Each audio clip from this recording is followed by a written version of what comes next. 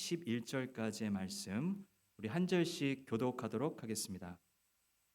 서머나 교회의 사자에게 편지하라. 처음이며 마지막이요 죽었다가 살아나신 이가 이르시되 환난과 궁핍을 알거니와 실상은 내가 부유한 자니라. 자칭 유대인이라 하는 자들의 비방도 알거니와 실상은 유대인이 아니요 사탄의 회당이라. 너는 장차 받을 고난을 두려워하지 말라. 볼지어다 마귀가 장차 너희 가운데에서 몇 사람을 옥에 던져 시험을 받게 하리니 너희가 10일 동안 환난을 받으리라. 내가 죽도록 충성하라. 그리하면 내가 생명의 관을 내게 주리라. 귀 있는 자는 성령이 교회들에게 하시는 말씀을 들을지어다. 이기는 자는 둘째 사망의 해를 받지 아니하리라. 아멘. 시간 담임 목사님 나오셔서 두려워 말고 충성하라 라는 제목으로 말씀 전하실 때 큰 은혜 받으시기를 바랍니다. 오늘의 말씀은 요한계시록 2장과 3장에 기록된 소아시아의 7개 교회들 가운데 두 번째 교회인 서머나 교회에 주신 말씀입니다. 서머나는 에베소에서 북동쪽으로 약 60km 정도 떨어져 있는 곳에 있는 아름다운 항구 도시입니다. 아시아의 꽃, 아시아의 보석으로 불렸던 도시입니다.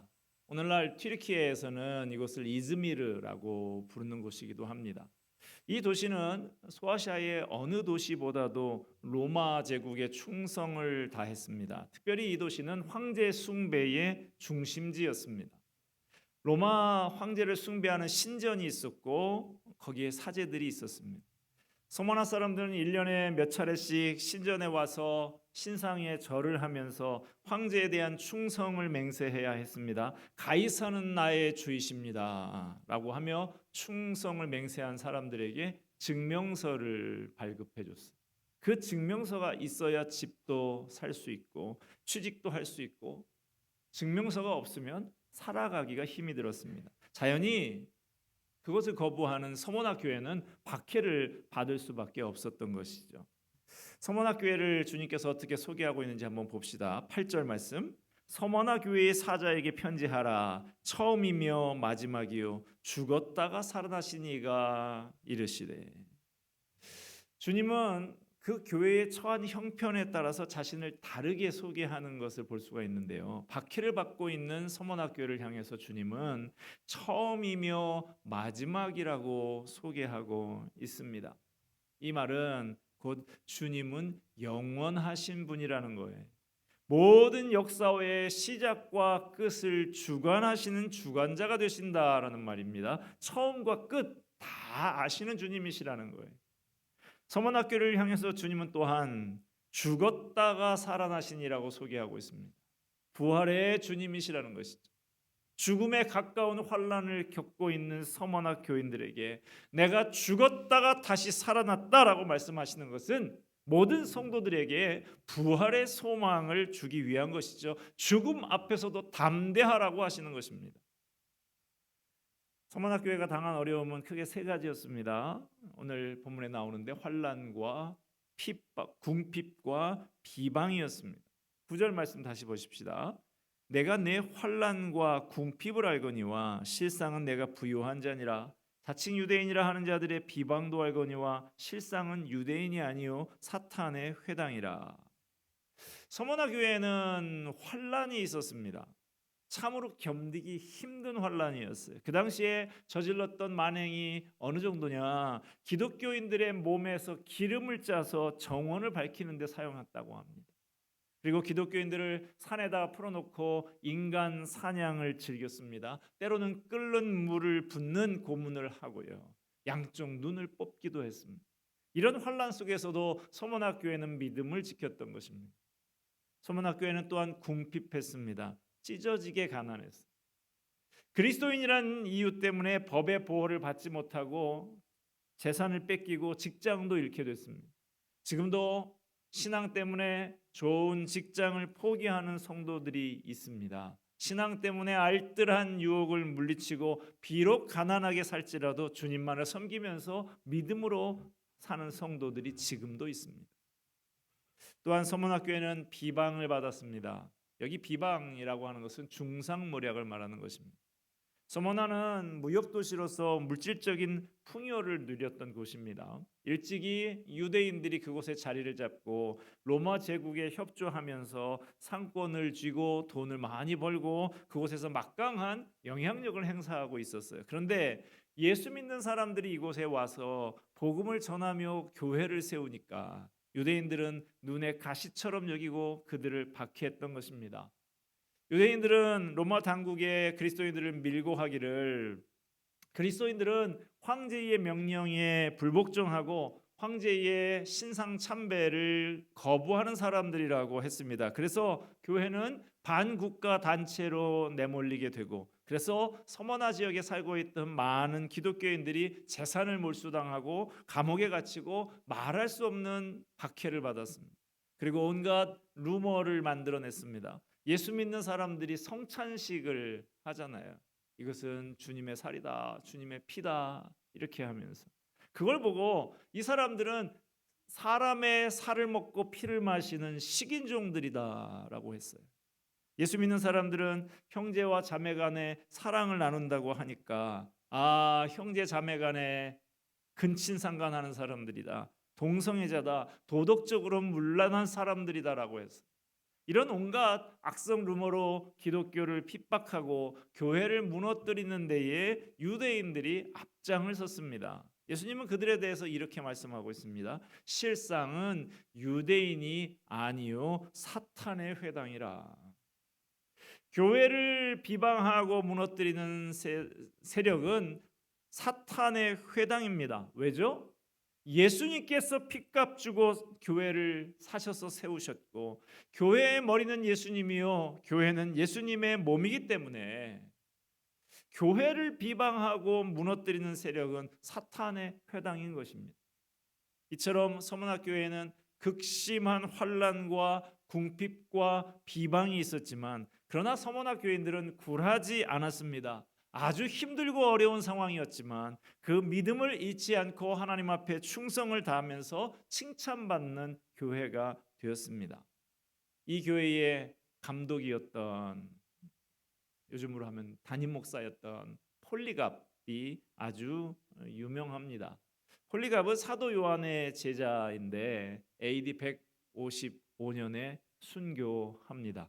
때마침 운동 경기, 축제 경기 기간, 지금 올림픽 같은 그런 기간에 사람들이 많이 몰려와 가지고 로마 황제에게 반역하는 기독교인들을 죽여라 그랬습니다. 그런데 그 지도자인 폴리갑을 그래서 붙들어 온 것이죠. 그런데 로마 총독이 보니까 이 폴리갑은 온 지역 사회 사람들이 다 존경하는 인물이에요. 이런 사람을 자기가 앞장서서 죽이고 싶지 않았어요. 그래서 기회를 주고 폴리갑을 회유합니다. 그냥 형식적으로 한 번만 예수님을 모른다고 하고 황제를 주라고 조용히 그냥 시인하면 당장에 당신을 방면해 주겠다고. 그때 폴리갑이 남긴 유명한 말이 있습니다. 내가 지난 86년간 섬겨왔던 주님은 단 한 번도 나를 배신하지 않으셨는데 그런 주님을 내가 어떻게 배신할 수가 있겠습니까? 총독이 다시 네 목숨이 아깝지 않냐? 너를 사자밥이 되게 하겠다 협박을 합니다. 그때 폴리갑은 침착하게 이렇게 대답을 했습니다. 어서 그 맹수를 부르시오. 총독은 다시 당신은 저 장작불에 화형을 당하게 될 거라고 위협을 했습니다. 폴리갑이 다시 말합니다. 당신은 잠시 타다가 곧 꺼져버릴 불로 나를 위협하고 있지만 악인을 위해 예비된 하나님의 심판과 영원한 형벌의 불은 모르고 있어. 뭘 주저하시오. 어서 원하는 대로 시행하시오. 그리고 그는 화형을 당합니다. 그는 불에 다 타 죽는 그 순간에도 자신을 순교자의 반열에 들게 하신 하나님께 감사 기도를 드리며 숨을 거두었습니다. 이렇게 처음이요 마지막이 되신 주님께서 온 우주 만물을 다스리는 역사의 주관자 되신 예수님께서 서모나 교회를 인정하고 칭찬하십니다. 주님을 위해 큰 어려움을 당하고 있는 성도들에게 주님은 내가 너희들의 형편을 다 안다라고 말씀하고 있어요. 주님은 우리의 사정을 다 아십니다. 크고 작은 인생의 문제들을 겪는 것을 아시고 사람들로부터 소외당하는 것도 아십니다. 우리가 겪는 궁핍함도 다 아십니다. 우리가 가슴 졸이며 애타하는 문제들을 다 아시는 거예요. 믿음 때문에 흘리는 눈물도 몸소 경험하신 주님이 다 아십니다. 우리가 예수님을 믿고 이 세상 사는 동안 때때로 박해를 당합니다. 어려운 일을 당합니다. 문제를 만납니다. 그러나 우리가 변치 않고 주님을 기쁨으로 섬기면 주님은 우리에게 말씀하십니다. 내가 내 어려움을 다 안다. 내 고통을 다 안다. 내 슬픔을 다 안다. 네 문제를 다 안다. 그러나 낙심하지 마라. 너는 주 안에서 승리자이니라. 너는 주 안에서 축복받은 자이니라. 할렐루야. 우리가 가진 모든 문제들을 다 아시는 주님이 그래 내가 내 형편을 다 안다고 말씀하시면 그 이상의 위안이 어디 있겠습니까? 주님이 다 아신다고 할 때 성도에겐 큰 위안이 되지만 대적자들에게는 심한 두려움이 될 거예요. 모든 것을 다 아시는 주님이 심판하시기 때문입니다. 모든 것을 다 아시는 주님이 서문학 교회를 향해서 실상은 내가 부유한 자니라 그랬어요. 비록 물질적으로는 남들이 보기에 모든 것을 다 빼앗기고 가난하고 어려운 상태에 있는 것 같지만 사실은 네가 부자다라는 거예요. 예수님께서 그들의 환난과 고통을 잘 아시고 그들을 위로하시고 칭찬해 주시는 것입니다. 우리 성도들의 풍성함은 물질을 얼마나 많이 가지고 있느냐에 달려 있지 않습니다. 주님은 우리가 가지고 있는 물질로 우리를 평가하시는 것이 아니라 믿음으로 평가하시는 것입니다. 서문학교의 성도들은 사회로부터 따돌림을 받고 재산을 몰수당해도 오직 주님만 섬겼습니다. 육신적인 모든 것은 다 강탈당했지만 영적인 부요만큼은 빼앗기지 않았습니다. 서문학교회는 많은 것을 잃었지만 하나님 앞에 인정받는 교회가 됐고 하나님의 축복을 받는 교회가 됐습니다. 주님과 함께하면 우리는 부자입니다. 제가 여기 여러분 뵈니까 제법 재산들이 많으신 부자들이 많으신 것 같아요. 온 우주 만물을 소유하신 예수님이 나의 주님이시기 때문에 우리는 부자예요. 우리는 주님의 풍성한 은혜 속에 살게 될 것입니다. 여러분, 우리는 주님 안에서 행복한 사람, 주님 안에서 복받은 사람, 주님 안에서 승리자라는 사실을 잊지 마시기를 바랍니다. 서문학교회를 향해서 주님께서 권면하십니다. 서문학교회는 책망받을 것이 없는 교회였지만 7개 교회, 요한계시록의 2, 3장의 7개 교회 중에 대부분의 교회들은 칭찬도 있고 책망도 있는데 이 서문학교회 그리고 빌라델비아 교회는 칭찬만 있고 책망이 없는 교회입니다. 책망할 것이 없는 교회지만 그래도 권면은 필요했습니다. 왜냐하면 이 교회 앞에 다가오는 고난이 있었기 때문에 그렇습니다. 10절 말씀 우리 다 같이 한번 읽도록 하겠습니다. 시작.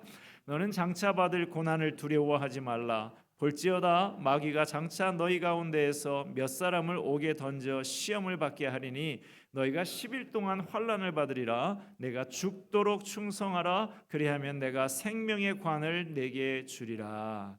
아멘. 너는 장차 받을 고난을 두려워하지 말라. 모든 것을 다 아신다고 하신 주님이 그래 그간에 수고 많았다 이제는 고생 끝 행복 시작이야 이렇게 하시는 게 아니라 지금도 고난을 당하고 있지만 앞으로는 무서운 고난이 찾아올 거라고 말씀을 하십니다. 설상가상입니다. 그런데 장차 받을 고난을 두려워하지 말라고 하십니다. 앞으로는 더 이상 고난이 없을 것이니 두려워하지 말라는 게 아니라 더 큰 고난이 있지만 두려워하지 말라고 하십니다. 10일 동안 환난을 받으리라. 여기서 이 10일이라고 하는 짧은 기간을 의미하는 것입니다.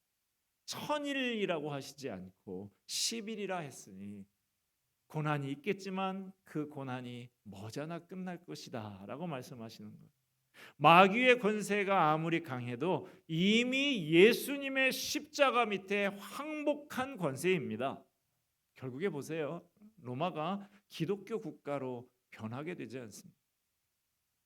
1948년에 옥스퍼드 대학에서 전 수상이었던 윈스턴 처칠을 초빙해서 강연을 열었습니다. 처칠에게 주어진 주제가 성공의 비결이라는 제목이었어요. 처칠 수상이 말하는 성공의 비결이 뭘까? 관심 있는 많은 사람들이 강연장에 입추의 여지 없이 몰려들었습니다. 청중들의 우레 같은 박수갈채를 받으면서 강사 처칠이 입장을 했습니다. 그런데 그는 입을 열어서 아주 간단명료하게 성공의 비결을 말하고 강연을 마쳤다고 합니다. 나의 성공의 비결은 세 가지입니다. 첫째, 절대로 포기하지 않는다. 둘째, 절대로 포기하지 않는다. 셋째, 절대로 포기하지 않는다. 이것으로 강연을 마치겠습니다. 그랬다는 것. 두렛교회의 원로 목사이신 김진홍 목사님이 쓴 칼럼을 제가 읽었는데요. 이런 내용이었습니다. 어느 날 지하철을 타고 가는데 청년 하나가 큼직한 가방을 들고 통로 한가운데 버티고 섰다. 그는 목에 힘을 주어 이야기를 시작했다. 신사숙녀 여러분, 여러분에게 좋은 물건 하나 소개해드리겠습니다. 칫솔입니다. 한 개에 200원씩 5개가 묶여 있습니다. 딱 1,000원입니다. 뒷면에 영어로 Made in Korea라고 쓰여 있습니다. 무슨 뜻일까요? 수출하다가 망했습니다. 자, 그럼 여러분에게 한 개씩 돌려보겠습니다. 그런 익숙한 솜씨로 칫솔 뭉치를 사람들에게 돌리고 나서 다시 말을 이었다. 여러분, 여기서 제가 몇 개나 팔 수 있을까요? 여러분도 궁금하시죠? 저도 궁금합니다. 잠시 후에 알려드리겠습니다. 그럼 분주하게 차내를 돌고 나서 다시 가운데 우뚝 섰다. 그리고 큰 소리로 말했다. 여러분, 칫솔 2개 팔았습니다. 제가 실망했을까요? 예, 실망했습니다. 그렇다고 제가 여기서 포기하겠습니까? 아닙니다. 다음 칸으로 갑니다. 승객들이 폭소를 터뜨리는 가운데 그는 유유히 다음 칸으로 건너갔다. 실망스러운 현실에서도 포기하지 않고 다음 칸으로 건너가는 그 젊은이의 뒷모습이 아름다웠다. 우리들의 주위를 돌아보면 실망스러운 일들이 가득하다. 그렇다고 포기하고 좌절할 것인가? 계속 좌절의 칸에 머물 수는 없지 않겠는가? 우리에게는 다음 칸이 있다. 우리는 종종 어려운 일에 직면하면 쉽게 신앙을 포기해 버립니다. 여러분, 고난을 두려워하지 마십시오. 우리에게는 다음 칸이 있습니다. 로마서 8장 18절 말씀, 생각하건대 현재의 고난은 장차 우리에게 나타날 영광과 비교할 수 없도다. 현재 잠깐 받는 고난은 장차 누릴 영광과 좋게 비교할 수 없는 것입니다. 서문학교에게 주님께서 약속의 말씀을 주십니다. 본문 10절, 11절을 다시 보십시다. 10절 하반절에 보니까 내가 죽도록 충성하라. 그리하면 내가 생명의 관을 내게 주리라. 귀 있는 자는 성령이 교회들에게 하시는 말씀을 들을지어다. 이기는 자는 둘째 사망의 해를 받지 아니하리라. 우리가 믿음을 가지고 모든 고난을 잘 참고 견뎌내고 마지막 날 주님 앞에 서게 될 때 주님은 우리 모두에게 승리자에게 주시는 생명의 관을 씌워 주실 것입니다. 이 생명의 관은 썩어 없어지는 관이 아니 찬란한 면류관, 영원한 상급입니다. 우리가 찬란하게 빛나는 관을 쓰고 영원토록 주님을 찬양하며 기쁨 가운데 주님을 섬기게 될 것입니다. 부활 승천하신 예수님께서 이 상급 우리에게 주시려고 기다리고 계십니다. 두 팔을 벌리고 사랑하는 주의 자녀들이 주님 앞에 나오는 그 날을 기다리고 계십니다. 제가 서울 양화진에 있는 외국인 선교사 묘지에 여러 번 갔고 제 제자 훈련생들 청년들 데리고 같이 방문한 적도 있고 그러는데요. 거기에 가면 방금 우리가 읽었던 내가 죽도록 충성하라 그러면 내가 생명의 관을 내게 주리라 하는 그런 묘비명이 써 있는 것도 있고 그러는데요. 거기 가면 3대에 걸쳐서 온 가족이 함께 묻혀 있는 묘가 있습니다. 아버지 윌리엄 홀, 어머니 로제타 홀, 아들 샤우드홀의 묘비가 있고 그 옆에 샤우드홀의 아들 여동생의 무덤이 거기에 같이 있습니다. 3대에 걸쳐서 6명이나 되는 사람들이 한국 선교를 위해서 이 땅에 와서 헌신하고 거기에 묻혔어요. 샤우드홀 선교사가 쓴 닥터 홀의 조선회상이라는 책도 나와 있습니다. 한번 읽어보시기를 바랍니다. 처음에 아버지인 윌리엄 홀 그리고 부인 로제타 홀이 의료 선교사로 캐나다에서 한국 땅에 들어왔습니다. 어느 날 윌리엄 선교사에게 화상을 당해서 손가락 3개가 붙어버린 그런 소녀가 왔어요. 그 손가락을 떼어내는 수술을 했는데 피부가 모자랐어요. 홀 선교사가 자기 피부를 떼서 그 상처에 붙여서 치료를 마무리했습니다. 자기 껍질을 벗겨서 병자를 치료해 준 의사. 그 손을 보는 사람들이 예수님의 사랑을 깨닫고 주님 앞에 돌아오게 되었습니다. 그런데 이 부부에게 아들이 태어난 다음 해에 청일 전쟁이 벌어졌습니다. 전쟁으로 많은 부상자들이 생기고 전염병이 창궐하게 됐어요. 선교 본부에서는 너무 위험하니까 잠시 본국으로 피신했다가 나중에 다시 들어가라라고 했지만 홀 선교사는 나는 이들을 버리고 갈 수 없다 하면서 헌신의 노력을 다해서 사람들을 사랑으로 돌보다가 1894년에 과로와 발진 티푸스에 감염돼서 이 세상을 떠나게 됩니다. 한국에 들어온 지 2년밖에 안 됐을 때 죽기 전에 남편이 아내에게 이렇게 말합니다. 내가 평양에 온 것을 원망하지 마시오. 나는 예수님의 뜻을 따른 것이요 나는 하나님의 은혜를 받았소. 남편이 세상을 떠날 때 부인 로제타에게는 2살 된 아들 그리고 뱃속에 7달 된 아이가 있었습니다. 아이를 낳기 위해서 미국으로 돌아가니 많은 사람들이 남편 장례식에 찾아와서 조의금을 냈는데 로제타 여사는 그 조의금을 한국으로 보내서 한국의 기념병원을 세웁니다. 그리고 남편이 사역하다 죽은 평양에 어린 아들 그리고 갓난딸 그 안고 다시 돌아옵니다. 어린 딸이 한국에 돌아온 지 20일 만에 이질에 걸려서 그 갓난아이가 죽습니다. 그래서 그 어린 딸의 시체를 한국인 목사님이 등에 업어가지고 양화진까지 와서 남편 옆에다가 묻습니다. 이제 어린 아들 하나 남았는데 어린 아들과 함께 평생 한국을 섬기겠다고 그렇게 그 엄마가 손잡고 기도합니다.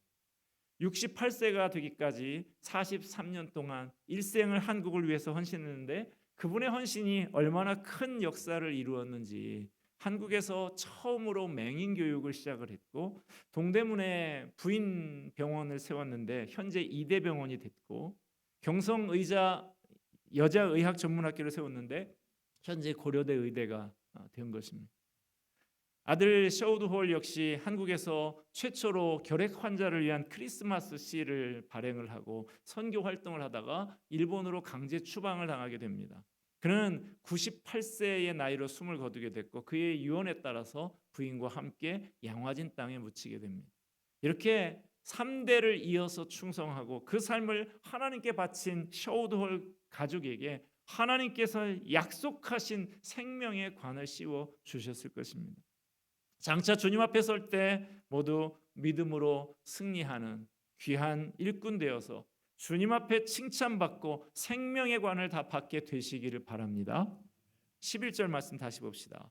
귀 있는 자는 성령이 교회들에게 하시는 말씀을 들을지어다. 이기는 자는 둘째 사망의 해를 받지 아니하리라. 예수 믿지 않는 사람은 2번째 사망을 당합니다. 첫 번째 사망은 우리가 다 알고 있는 육신의 사망이고요. 둘째 사망은 영원한 지옥 형벌의 사망이에요. 예수 믿지 않고 죽은 사람은 마지막 날 영원한 지옥 형벌에 던져질 것이지만 예수 믿고 세상을 떠난 사람은 하나님께서 예비하신 찬란한 천국에서 생명의 관을 쓰고 영원토록 주님을 찬양하며 하나님께 영광을 돌리는 삶을 살게 될 것입니다.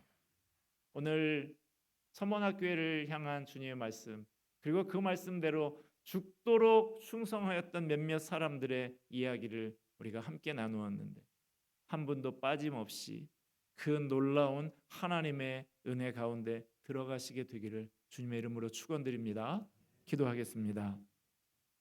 은혜와 사랑이 풍성하신 하나님 아버지, 한 번뿐인 인생, 주님 앞에 의미 있는 인생, 주님의 몸된 교회를 위해 헌신하는 사람으로 살다가 가기를 원합니다.